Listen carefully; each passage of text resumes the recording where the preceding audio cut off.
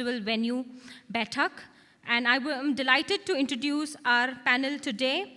The title for our session is On Disparity Among Indian States. We have Prerna Singh and Antara Ganguli, introduced by Ashutosh Varshney.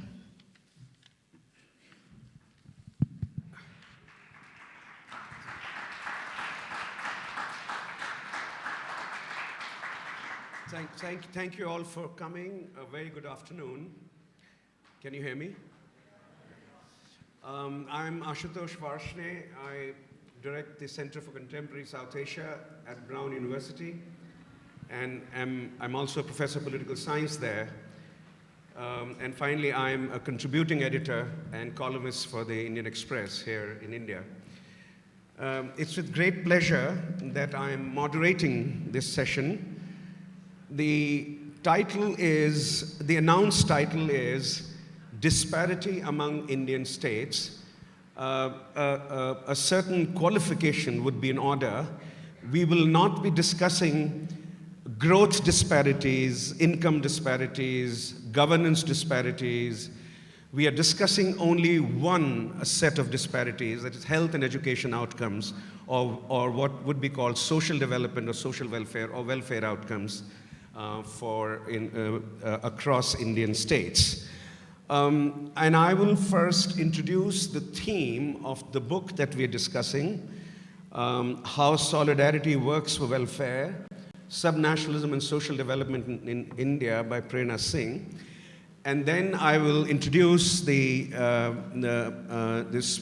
author, Prerna Singh, and then the commentator, Antara Ganguli. So if you look at the literature on how welfare states emerge in the world, the first round of scholarship came from Europe, and predictably so, and then the United States. And then of late, starting from Latin America, the work, and East Asia, the work on welfare states in the post-colonial world is picking up steam. The older literature had basically four arguments about why welfare states emerge. The classic is by a Nordic social scientist, Espen Andersen, and he argued that there were three different models in Europe.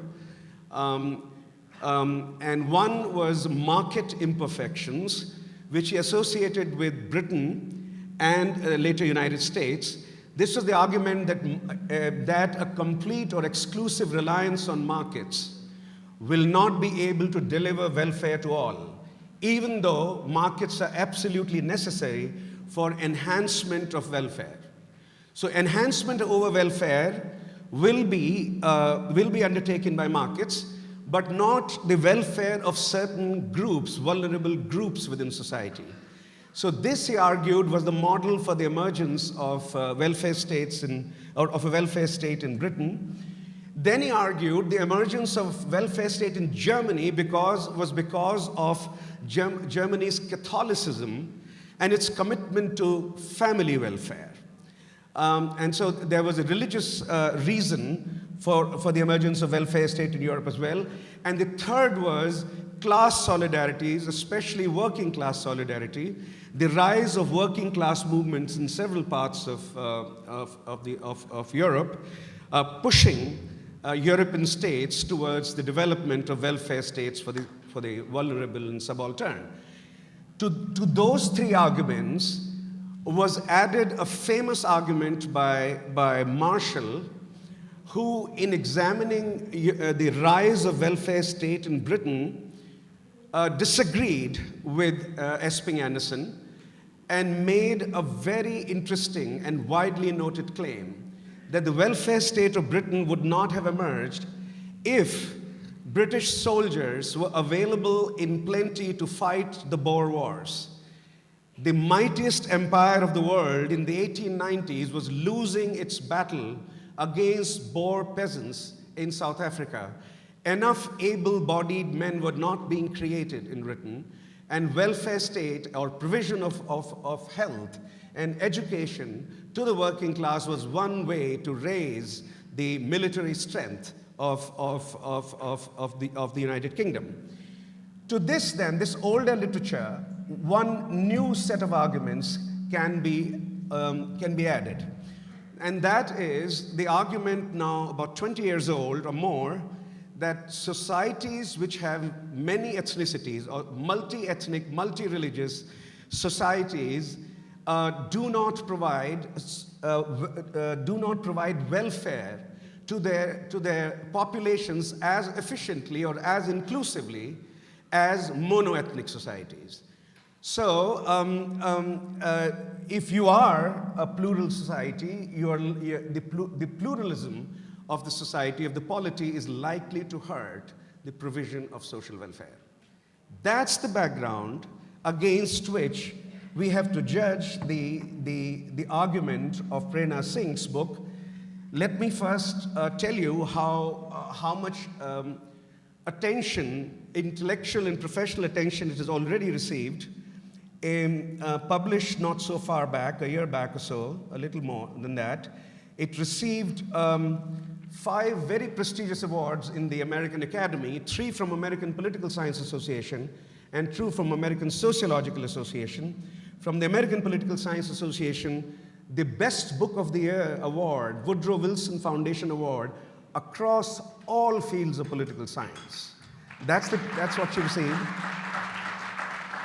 She also received the Gregory Lubert Award for the article based on the book published in one of our leading journals, World Politics.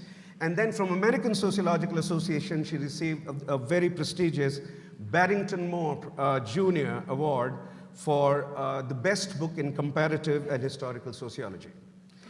The argument, as you'll hear in great detail, is rooted in the idea that subnationalism or emergence of a cohesive state-level identity contributes positively to welfare provision because it leads to the realization, a cohesive social identity leads to the realization that even the marginalized and the vulnerable are part of the community. And if they are part of the community, their welfare is the business of all citizenry and especially the elite. So this is a new argument in the field, and Prerna Singh will discuss it at length. She was educated at St. Stephen's, Cambridge, and Princeton before she joined Harvard. And then from Harvard, she came to Brown and became my junior colleague 2.5 years ago. And she holds the Mahatma Gandhi Assistant Professorship of Political Science there. Our commentator is Antara Ganguli, who until recently served as a deputy representative for UN Women in Bangladesh, prior to which she worked in Eastern Africa, Southern Africa, the Caribbean, Latin America on public health, access to finance, agriculture, and the empowerment of girls and women. And she's currently working with UNICEF India in New Delhi, in addition to her work on women, on access to health, on empowerment of girls and women. She's also a novelist. In 2016, her novel Tanya Tanya was published by Bloomsbury, India, and she's, in addition to that, she's published very, very widely in the Atlantic Monthly, in the Wall Street Journal, in the Times of India, the Indian Express, and such. And in 2014, she was Asia Society Young Leaders Fellow, and 2015, Sangam House Fellow. I am especially looking forward to this panel, to this exchange. The format is as follows. Prerna will speak for up to 15 minutes. That's how we'll begin. And then Antara will engage her in a Q&A for 15 to 20 minutes with very occasional intervention by me. And then we'll open up for audience questioning in the last 15 to 20 minutes of this hour. Prerna.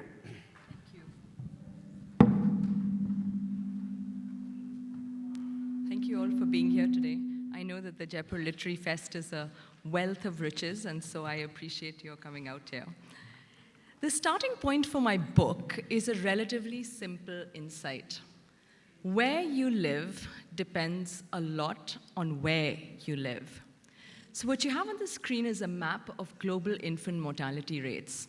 And just to give you a sense of this, if you're born in the state of Haiti, you are 12 times more likely to celebrate your first birthday as compared to if you're born just 50 miles away in the island state of Cuba. Similarly, this is a map of global literacy rates. If you're born in Burkina Faso, you're twice as likely to grow up illiterate as compared to if you're born in neighboring Ghana. And variations of this kind persist even within national boundaries. So why do people in neighboring countries and even within the same nation experience such dramatic divergences in their levels of well-being? A country like India provides a rich context for an analysis of this puzzle because, as some of you in this room are probably aware, some states in India do better than advanced income industrialized countries. Other states do worse than the worst performing countries in sub-Saharan Africa. So again, to just give you an instance of this, if you were born here, outside Jaipur, in the state of Rajasthan in the 1960s, you were twice as likely to be illiterate as compared to if you were born in the southern state of Tamil Nadu. Even today, if you're a woman born in the state of Kerala, on average, you will live 15 years more than if you're born in the north-central Indian state of Uttar Pradesh. So why have Indian states, bound by the same legal, electoral, and financial systems, remained worlds apart in social development? When you begin to look at this puzzle, the first thing that strikes you is actually that these differences that I've described are not as long-standing and well-entrenched as you would imagine they are to be. So if you just rewind about just over 100 years ago, the state of UP was actually considered to be one of the best governed states of India. East India Company officials in London would jockey for a posting to the United Provinces, which was hailed as a model province, the jewel in the crown of India, which was, of course, the jewel in the crown of the British Empire. In contrast, the state of Kerala, which is today a poster child for welfare and development, was incompetent, it was corruption-ridden, it had famines. In fact, so bad was the situation that it faced a near-constant threat of annexation from neighboring Madras presidency. So really, if you look at these literacy rates, it's not surprising, given what I've just told you, that in the first colonial census, which is in the 1880s, Kerala does not have a developmental lead over UP. In fact, a woman in Kerala is expected to the average literacy rate, your ability to read and write, is about the same in Kerala and UP. So why do you have this massive divergence over the last 100 years? So as Ashu indicated, this is a question that has been studied by generations of scholars before me, and the answers that they have given have revolved around a few primary explanations. The most intuitive of them is that it has to do with your level of wealth. So the richer a state, the more likely it has more money, and therefore more money to give to social welfare. And so this is a question of larger number of economic resources. However, this argument does not work for Indian states because through much of the 19th and the 20th century, Kerala was one of the poorer states of India. In fact, it had a much lower per capita state domestic product as compared to the state of Uttar Pradesh. Similarly, another very influential argument is that this has to do with the nature of class politics. And so that Kerala's welfare story is actually a product of it having a communist government. And yet it doesn't explain the fact that the state of West Bengal, which has a longer history of communism, doesn't do nearly as well as Kerala. And also, the state that does almost as well as Kerala now is the neighboring state of Tamil Nadu, which has not witnessed the rise of any kind of social democratic politics. Similarly, you might argue that it has to do with the closeness of political competition, and yet Rajasthan and UP have also had a history of close two-party competition, haven't seen the same kinds of social gains. And then the argument that Ashu mentioned, which is that this has to do with ethnic uniformity. So states that are ethnically homogeneous should do much better, and yet Kerala is the most religiously diverse state in India. It has the largest Muslim minority as well as the largest Christian minority. And so the argument that everyone needs to be the same is clearly does not hold much water when you actually look at these different states. Rajasthan, for instance, on many accounts, is much more homogeneous than the state of Kerala. So what I argue in my book, which is a new and sometimes called a provocative argument, is that these differences have to do with your strength of affective attachment, your sense of cohesiveness, your sense of solidarity, to put it simply, your sense of we feeling. So the main argument of the book that I show historically through a comparative analysis of 5 states and also then statistically in a concluding chapter is that states in India that have had a much stronger sense of regional identification, regional solidarity, are also the states where people have had a much stronger sense of mutual obligations towards fellow members of the community. And this has been a powerful, if underappreciated, impetus for the institution of social welfare policies. So subnationalism, I'll be very quick. So the book talks about this in great detail. It describes the emergence of these regional solidarities in different states. But just to give you a flavor of some of what this looks like. Subnationalism, it's the term that I use to refer to a regional solidarity, exists in your head. Actually, it really exists in your heart. But you can see some manifestations of this. So just to give you a sense, you can see it in a shared culture.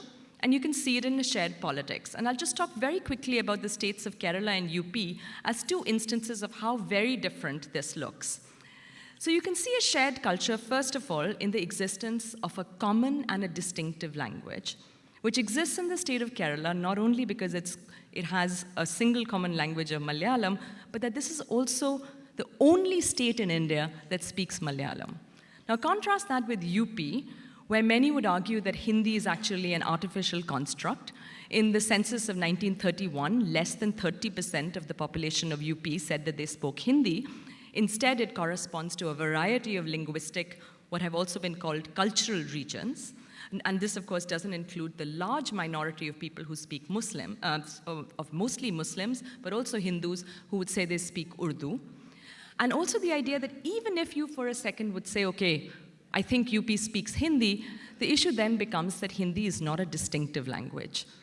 Every other neighboring state of UP is also a Hindi-speaking province. So if you think of the fact that in order to feel a sense of we feeling, you not only have to have a sense of a common identity, but you have to have something to contrast that with. So the argument is that UP, I would argue, does not have a common language, but it also doesn't have a distinctive language. Similarly, if you were to look at something like, I talk a lot about this in the book, is the names of roads, whose statues you build, what kinds of festivals you celebrate. Kerala is distinctive by having a national festival called Onam. Now, Onam is, to me, as a North Indian visiting Kerala, was amazing because I had never actually realized, I had never witnessed a festival, apart from a nationalist festival like Independence Day or Republic Day, that was a regional festival that was celebrated by people across all religions and was actually the national festival of Kerala. So UP, I would argue, in contrast, does not have a festival, and the festival is, to me, not important in itself, but it's a proxy for something deeper, which is that there really isn't a shared identity that is reflected in the fact that there is nothing common really to celebrate.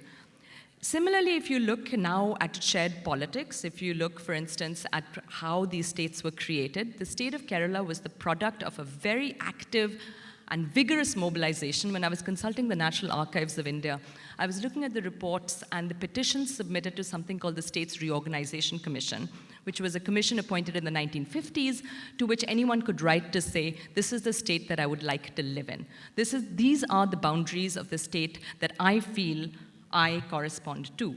Because remember, at this point in time, we had inherited colonial boundaries. So Rajasthan, for instance, were the princely states of Rajputana, which didn't exactly correspond to the way that the state looks today. But Kerala, for instance, was Travancore, Cochin, and Malabar was part of Madras Presidency.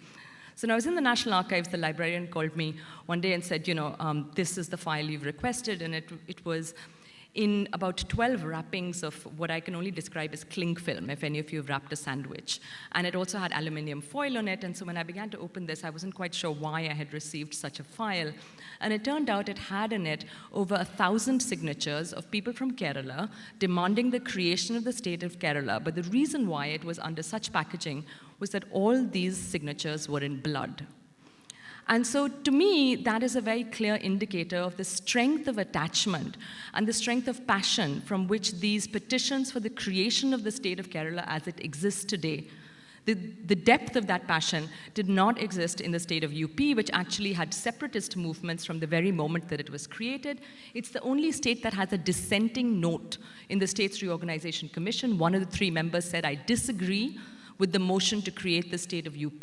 There were at least 22 different movements for the separation of UP into different provinces. So when Mayawati talks today about the creation of 4 or 5 different states from UP, it sounds much more controversial than it is if you take a historical perspective, because she's really demanding the creation of those states that the States Reorganization Commission actively debated in the 1950s.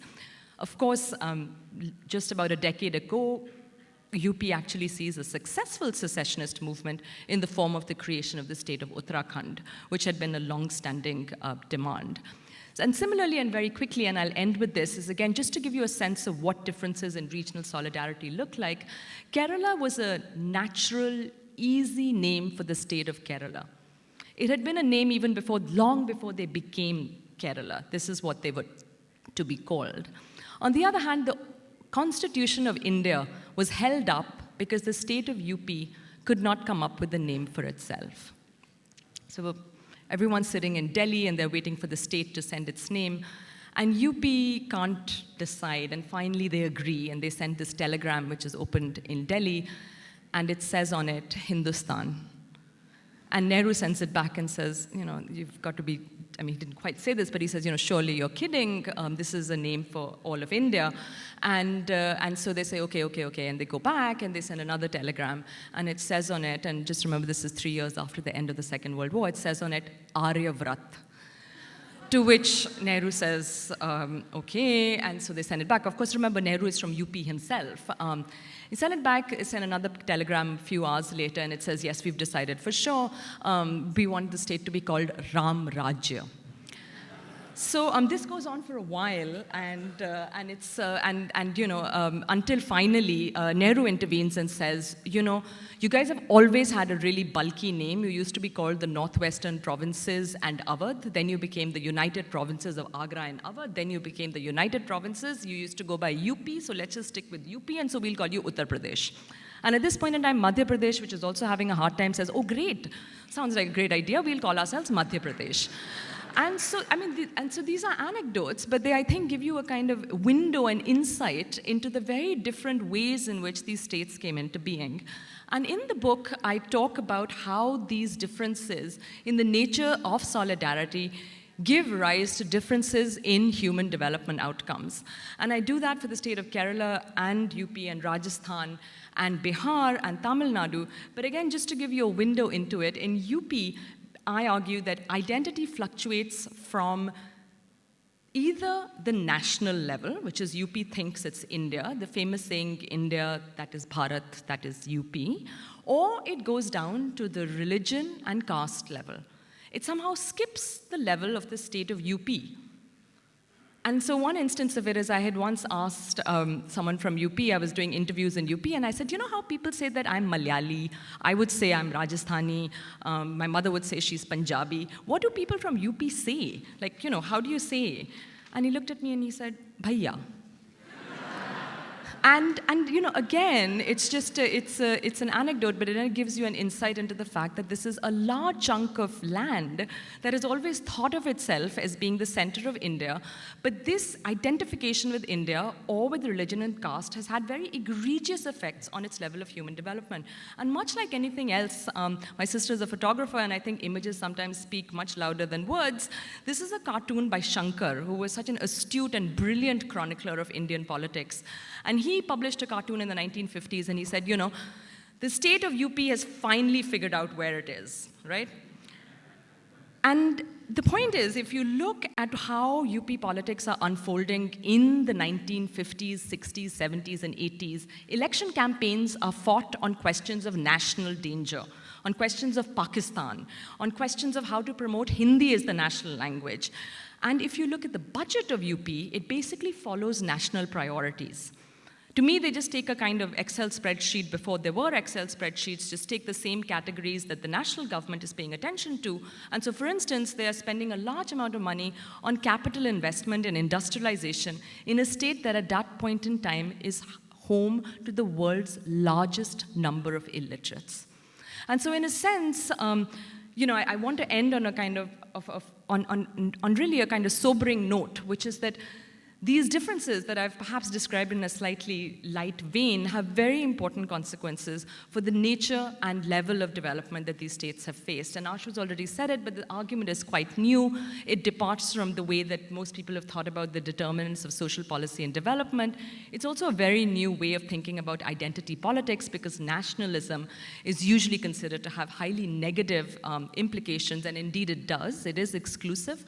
But I show historically that it actually can be a very important force for the common good.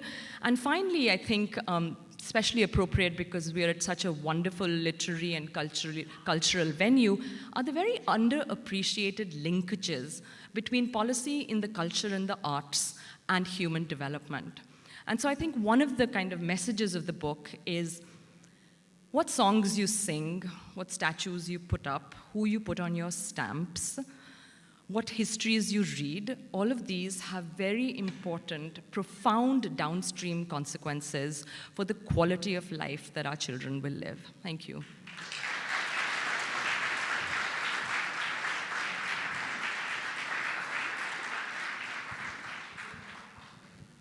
So now let me invite Antara to engage Prerna in a Q&A.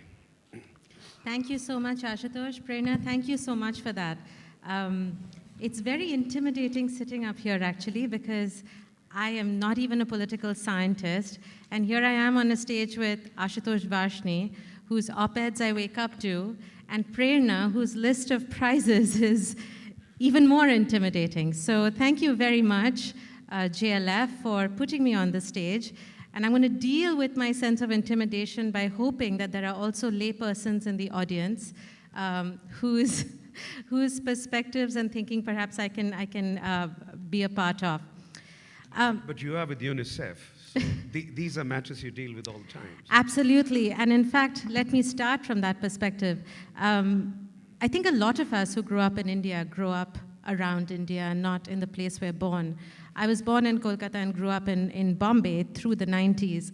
And so this idea of a subnational identity being a force for good, my initial reaction to it was sort of a clenching.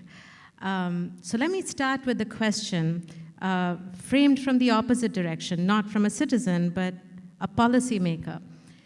So if I were Indira Gandhi, this idea of subnationalism might have concerned me. I might have thought, what if somebody comes up with an idea of, I don't know, Khalistan, and how would that not overwhelm a national identity that I'm still very much in the process of consolidating? So what would you say to her? Thank you, Antara. So it's an important and I think an excellent question, partly because I think there is a tendency. So first of all, I'll say that the book talks about subnationalism as it stops short of secession, so as it stops short of the claim to sovereignty.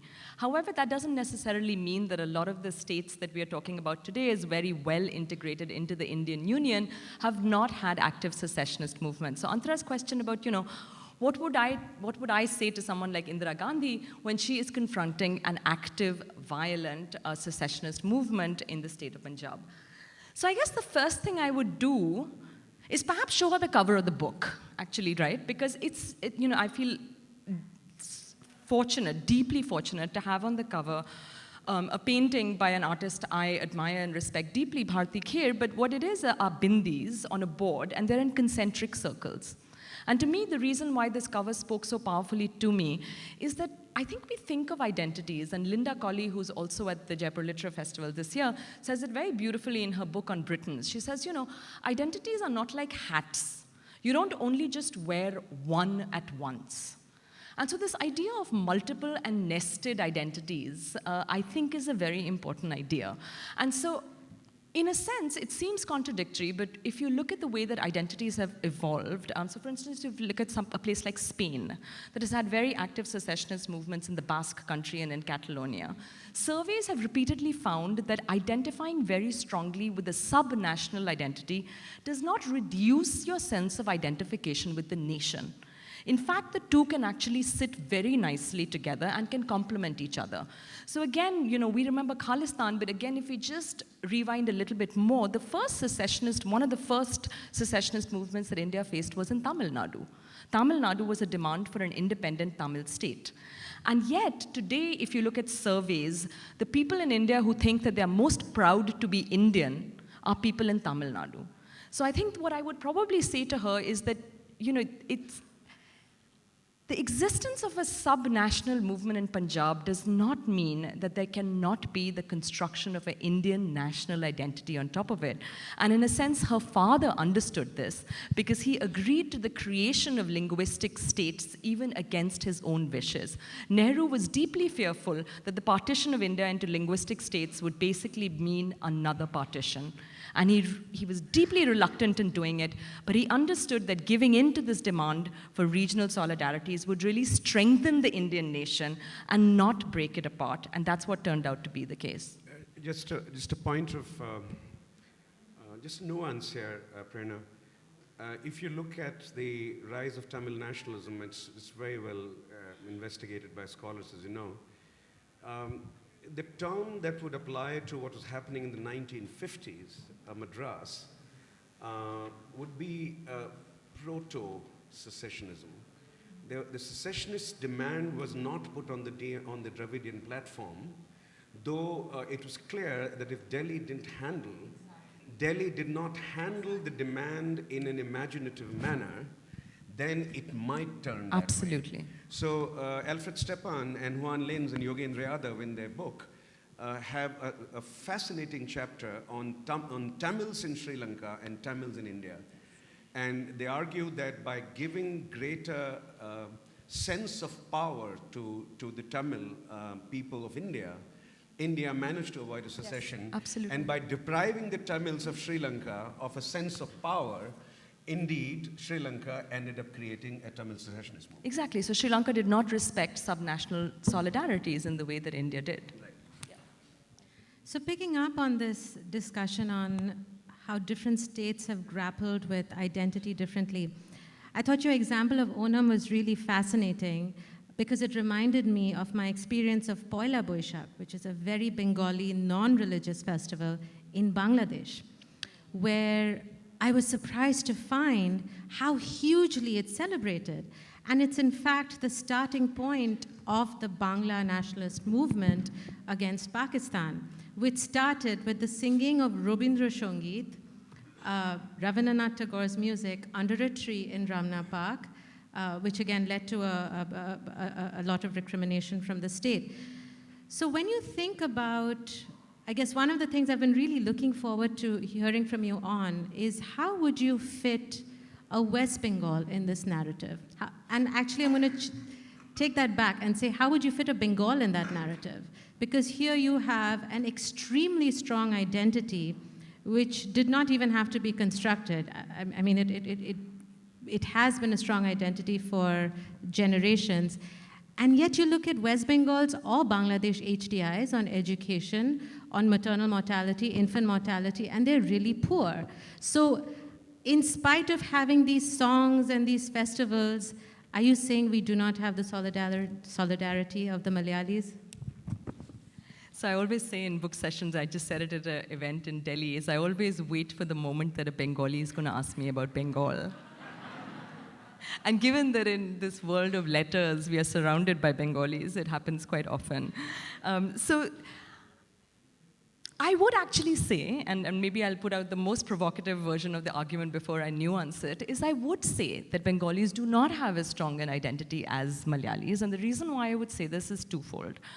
So the reason why I keep going back to language is because German romantics have said it, almost all scholars of nationalism have said it, that the heart of a nation is language. And so if you go back to this notion of language, the fun thing to keep in mind is that Bengal does not have a single official language. Bengal has always had two languages. Bengali. Which one? And, does anyone want to take a guess? Nepali. And Bengal, as Calcutta, has always had a very difficult relationship with its kind of northern districts, with Gorkhaland, which is an active secessionist movement from Bengal, with Darjeeling, with Chittagong, that long stretch of Bengal. I mean, so yes, there is a Bangla identity, but to me, it's again, if you think of UP as going from the nation to religion and caste, Bengali nationalism goes outward. So it becomes cosmopolitanism. So if you look at someone like Rabindranath Tagore, he's a cosmopolitan, much more than I would say he's a Bengali nationalist. And so I mean, again, as I said, I'll put the most provocative version out there first, is that I think that the Bengali identity, as it applies to West Bengal, has been an identity that has been very regionally confined and confined to a certain Bhadralok elite. On the other hand, the Bangladeshi linguistic identity that you describe is a very powerful one, and so powerful that in a sense it trumps religion. Right? So being Muslim is not enough. The raison d'etre for the two-nation theory, they do not want to be East Pakistan, they want to be Bangladesh. Right? And to some extent, it really shows how language trumps religion. And so I think the point that you made about the singing of Rabindra Sangeet as kind of the heralding of the secessionist movement is a very powerful point. And I think the fact that Bangladesh, even though it's much poorer than India, does much better than India, as you well know, in terms of immunization, in terms of child weight, in terms of a number of indicators. I think that's, in a way you kind of answer your own question. Well, Bangladesh does better than 7 states in India on infant and maternal mortality, but not others. But let me bring a non-identity point to this discussion on Kerala and Bengals and Maharashtra and why they turned out quite differently. And that's around cities and migration. So Cochin does not get the kind of migrants, has never got the kind of migrants that a Bombay does, that a Lucknow did. And in fact, migration and urban-rural identity also played a very big role in the creation of Bangladesh and Bangladesh's continuous struggle with the state of Pakistan, which is what assets and resources is Dhaka getting, is Chittagong getting. And that struggle continues today between Dhaka and Chittagong. So do you think that these are factors that also led to a successful subnationalism in Kerala versus a Bengal and a Maharashtra? And the implication of that, I mean, does it not then become a somewhat fatalistic argument, right? So we're saying that by nature of being where Kerala is, by nature of being where Maharashtra, West Bengal is, can they never have the kind of positive subnationalism that you talk about? So if a lot of migrants from Bengal and Bihar and UP had gone to Cochin and Trivandrum, you're saying that Malayali identity would not have been as strong, right? I'm asking the question. No, I mean, yeah. Would it have been as strong? Yeah. I think it's an excellent question, and in the conclusion of the book, I talk about the fact that, even though the book talks about identity at a state level in India and uses regional solidarity to explain regional welfare outcomes, in a sense, Antara is also asking the question is that, to what extent does this generalize above and below? Is it also an argument for, nationalism? But Antara's more specific question is, would it also explain differences in governance and human development across cities? And then where does migration come into this? So again, this gets to the point about, do we all need to be the same? So Barack Obama, a few days ago in his farewell last address to the United States, said something quite powerful. And Pratap Bhanu Mehta, who's also here, very sweetly sent it to me and said, aha, Obama gets your argument. And what he said was, we all don't need to be the same, but we all need to have a sense that we are in this together. And so does migration undermine the sense of a cohesive identity? Potentially, yes, but potentially not. Because the one thing I want to emphasize is that these are all constructed identities.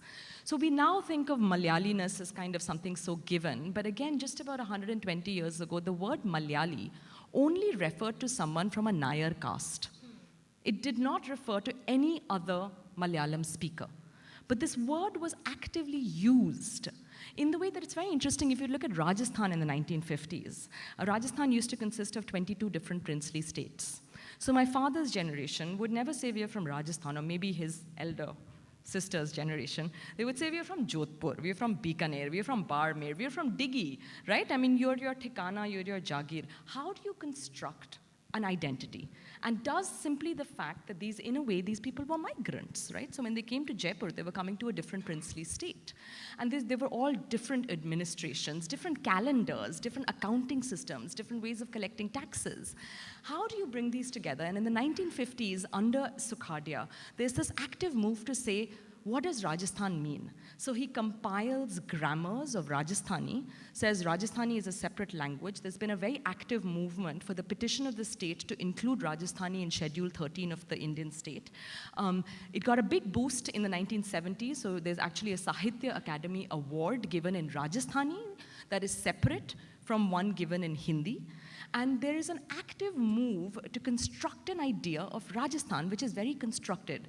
And so, to me, I always think of the fact that the Aam Aadmi Party in Delhi has this great opportunity in a city of migrants to construct a Delhi identity. And every once in a while, Kejriwal goes there, and then I feel he doesn't go, far enough. Not that anyone's asking me, but I like to kind of sit in the back of my car and hear his radio addresses and think, you're getting it, but this is what you should be saying. So when the odd-even rule is going on, he keeps saying Dilli Vasiyon.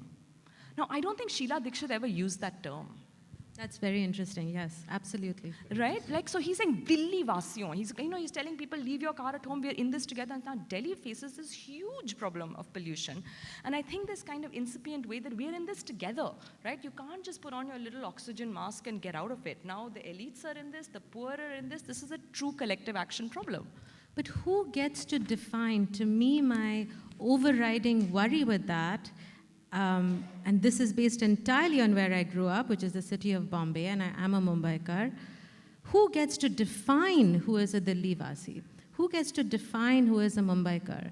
And it seems like from your thesis and the evidence you've built to support that, how do we prevent it from going down fascist lines and going down this is my soil, this is my history, which at the end of the day, we're in a constructed national identity. So at some level, all of our identities are constructed. So how would you address that?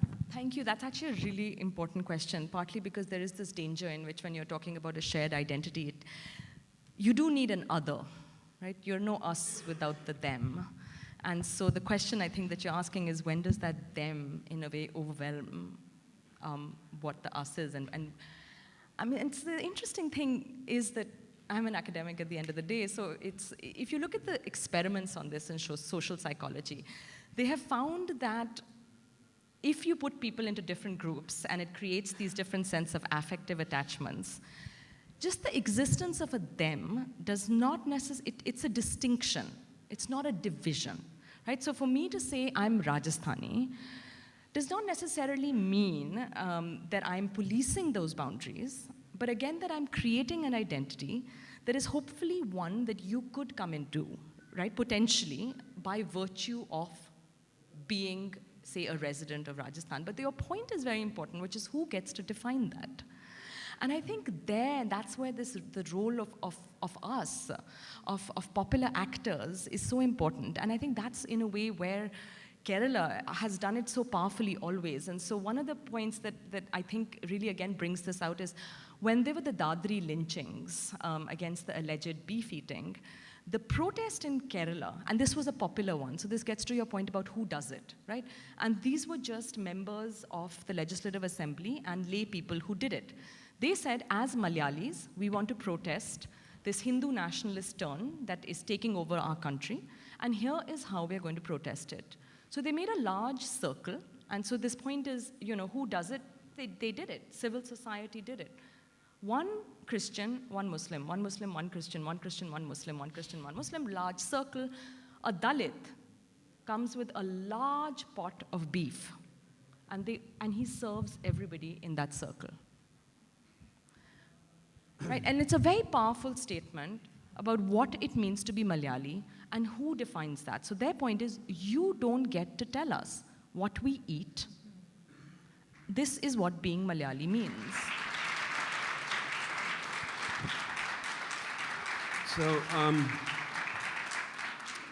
So the argumentation thus far has been about how a subnational identity is created, who gets to create it, how it's constructed over time. But there is another step in the argument which says that subnationalism, a strong subnationalism, would lead to better welfare outcomes. That's the next step in the argument. And your mechanism for getting from subnationalism to better welfare outcomes is creation of a sense of community or creation of an inclusive community. And you know that one argument against that, which you've heard, and we should hear your response to, is that subnationalism can also be expressed not in terms of inclusive communities, but in terms of the subnational pride as shiny roads, swanky airports, brilliant infrastructure, as opposed to inclusion of the underprivileged. So why, first of all, is it true, in your view, the subnationalism can take that form? Some would argue that Gujarat takes that form. Gujarati Asmita is not very inclusive socially, but it takes a lot of pride in the roads that have been built and the airports that have been built, etc., and the rather remarkable infrastructure that Gujarat has come to have.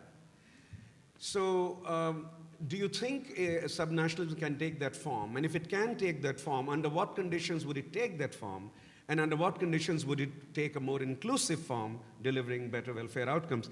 We are running short of time, so I think we can maybe spend only 2-3 minutes, then we have to open up. Right. Yeah.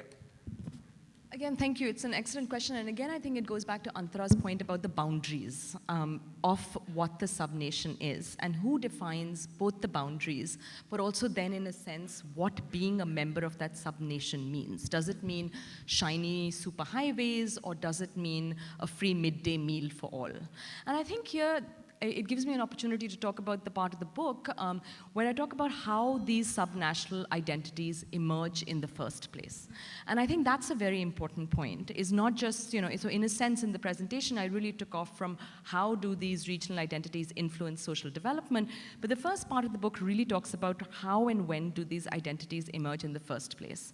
And so I think, again, to get to your point about the role of civil society, I would argue, to answer your question directly, Ashu, that under the conditions when a subnational identity is the consequence of a powerful popular movement that is bottom-up and that it is rooted in civil society, those are the conditions under which you're likely to see a subnational identity that is more focused on making sure that everyone gets a good, solid meal and schools work, as compared to when that identity is constructed entirely and only by elites. In that case, you have something like Gujarati Asmita. which as far as I see it does not have a kind of strong popular base in which if you look, for instance, at Tamil nationalism or Malayali nationalism, these are the result of powerful anti-caste movements that emerged, the non-Brahmin movement, the Sri Narayan Guru Dharam Paripalan Yogam, as well as a number of other anti-caste movements led by a variety of civil society actors. So, again, this gets to the point about who decides. If you have an entirely and exclusively elite-determined subnational identity that does not have a popular component to it, then it shouldn't surprise us that the people don't figure in the idea of vision, that developmental vision that identity generates. Well said. Okay. So let's open up. Let me put forth some ground rules because I'm sure I can see lots of hands. We have 10 minutes, unless we are allowed more time. No, okay, 10 minutes. So I'll collect. Brevity will be the. No, we are not looking for wit. We are looking for substantive brevity, as opposed to humor and wit. Yes, sir. Yeah, you start. Myself is Umesh Prasad Singh. I'm from the University of Calcutta. I studied English literature there. I'm very happy to listen to three of you. The question is directly with the principalities of Rajputana, which you mentioned, that today in Rajasthan is not available. It is not exactly the Rajputana which the Rajasthan has today, but it has some identity. And with respect to the all conjectures which we had just now, there is one solution, the answer which Swami Vivekananda gave in his address to lectures to Colombo to Almora, that in order to have first deluge the land with spiritual ideas, the rest will take care of itself. All subnational identities, etc. will be taken care of. Let's collect two more. Let me go to that side. At the back, how will I recognize? Sir, the Sikh gentleman.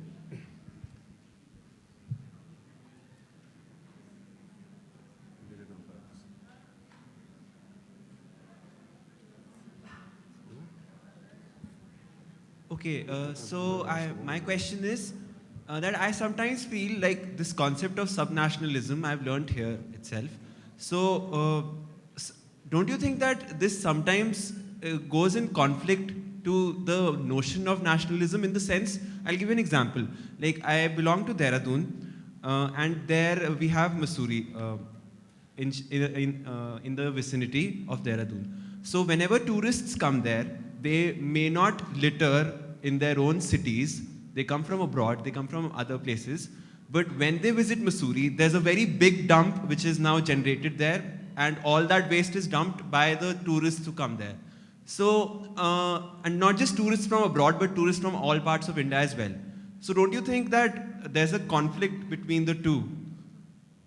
Okay, the next area, let's collect 4 or 5. The next has to be a woman now. No, that's important. Yes, ma'am, yeah.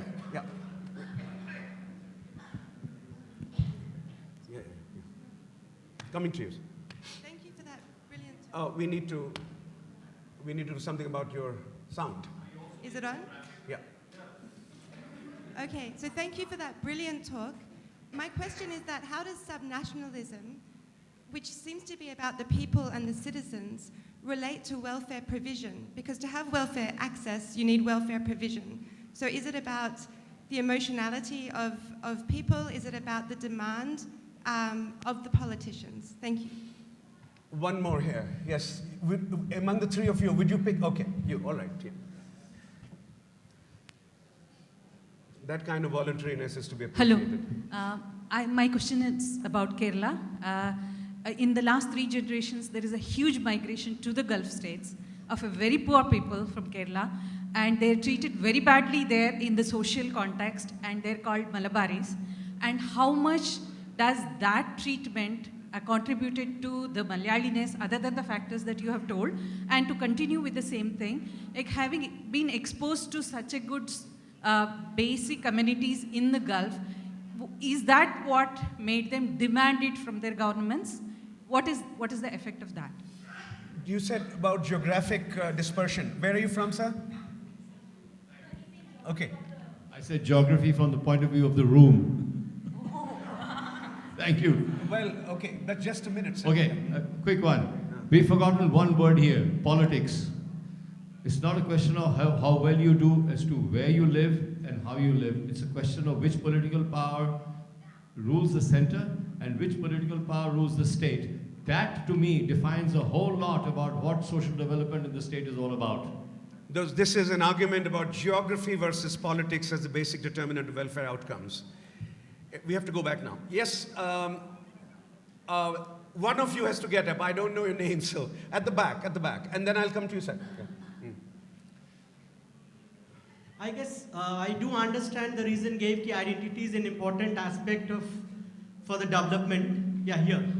So in case of Bihar and UP, I guess the three factors, if I talk about my state Bihar, we see one historical reasons, that is permanent settlement. When British East India Company was there, the permanent settlement in the sense of there has been no agrarian reforms in Bihar and UP. Number two, it's a landlocked state. So the Kerala, Tamil Nadu, Gujarat, Maharashtra, Punjab, in the sense they are geographically very well placed. Okay. And the third is the social reform movement that took place in Kerala, Tamil Nadu, anti-caste movement which lacked in Uttar Pradesh and Bihar. Okay. And also the fourth one is the political 3 points enough. Can I respond? Yes. Ashu, ma'am, can I ma'am, respond? Yes. No, the two of you now. Last two questions. Ashu, can I respond? No, not yet. You will respond. Yes. Prerna, your hypothesis of saying that subnational identity can be a catalyst for a better social development. But my question, it's a very dangerous thing, because what is happening, the agitation in Tamil Nadu against the ban on Jallikattu. Everybody is getting united, even to the extent of flouting the Supreme Court judgment. So therefore, there is always a danger in promoting and maybe developing the subnational identity. It may not be a subnational, it may become sometimes an anti-national identity. So how do you look at it? Okay, one final question, ma'am. Ms. here. No, we have 5 minutes for answer. Yeah. Hi. So my question is based on the idea that we're born somewhere and migrate to another city, and therefore nationalism and subnationalism. Is it necessary to have an identity to gain social validation and then in a grander picture to gain all the welfares that the state or nation is supposed to provide? Okay, so we have about 4 minutes left, and those 4 minutes are for Prernas to respond to the questions. So first of all, thank you so much for all your questions and for being here. And I'm grateful to all of you for having engaged the book and my talk. So very quickly, I think the point about where does the politics come in. So the point here, and also your point about what is the mechanism by which this identity translates into welfare outcomes. And so the answer is it happens through politics. So I don't think anybody would ever disagree that, I think of it as proximate and distal causes, right? So the most proximate cause of social welfare is obviously the provision of the welfare, which is a result of state provision. 90% of children in India still go to state-run schools and hospitals. But what I want to show is that when states pay attention, when they provide, that in turn is determined by this relatively underappreciated factor, which is subnational solidarity. And so to answer your question about the mechanism through which this happens, the main mechanism that I talk about are political elites, particularly at founding periods in time. And so I look at legislative assembly debates, as well as newspapers to argue, when does something like education and health make it into the legislative assembly? When does it make it onto the budget? When does it make it onto the op-ed pages of newspapers? And I would argue, so obviously the politics is important, but what determines the nature of that politics and when social development becomes something that's actively debated, for which money is put aside, that is when the elites have this idea that we're in this together. So in a way, Obama's call to everyone in this kind of incipient Trump era, that don't forget that we are in this together, this idea of a shared solidarity. And so Obama had always said you can never have Obamacare, for instance, which he never called it that, but you can never have universal health insurance unless you have a conception of what the American people are, unless you have this kind of affective identity that nobody should die on a street because they're afraid to go to hospital because an MRI is going to cost $50,000, right? So that same version of the politics that happens through an ideational channel through political elites. Question of Dehradun and Mussoorie is a really important one, and I think it's back to Antara's point about cities. So, to me, the city of Beijing, where my parents spent a fair amount of time and which I had an opportunity to visit for extended periods, is a very interesting example.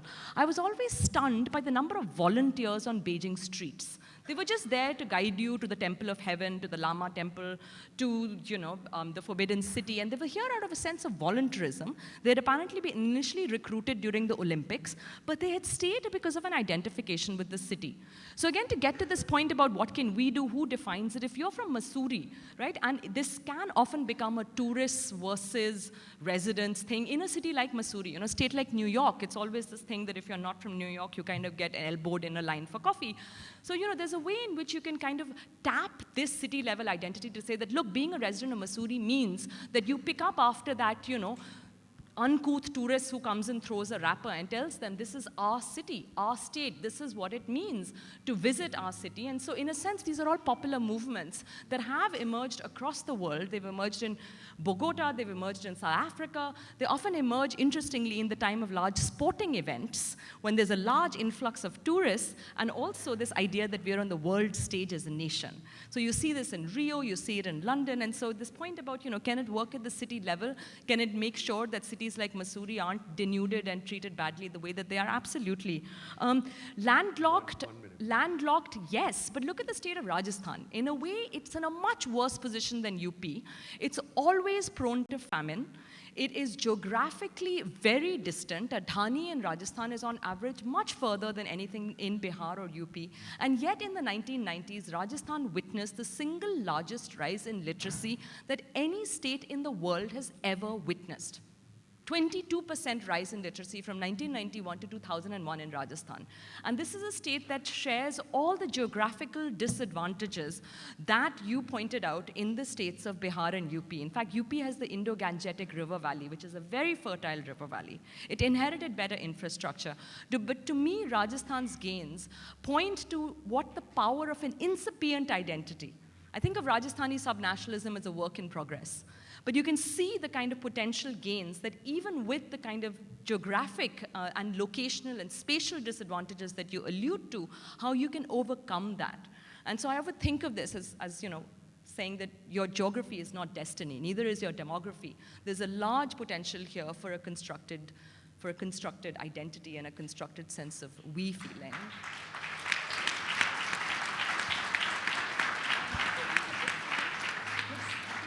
My publishers here, Kunjan. Ladies and gentlemen, we wish to thank Prerna Singh, Antara Ganguli, and Ashutosh Varshney for this wonderful session. Prerna Singh would be available outside in the book signing tent if you wish to get the book signed. Please, we request you to collect the litter if you have any and drop in the dustbins that are designated. Also, we request you to please share the pictures and videos using the hashtag ZJLF. Music stage tickets are available at tent number 2 as well as Hotel Clark's Amer, and we hope to see you there today evening. Thank you so much.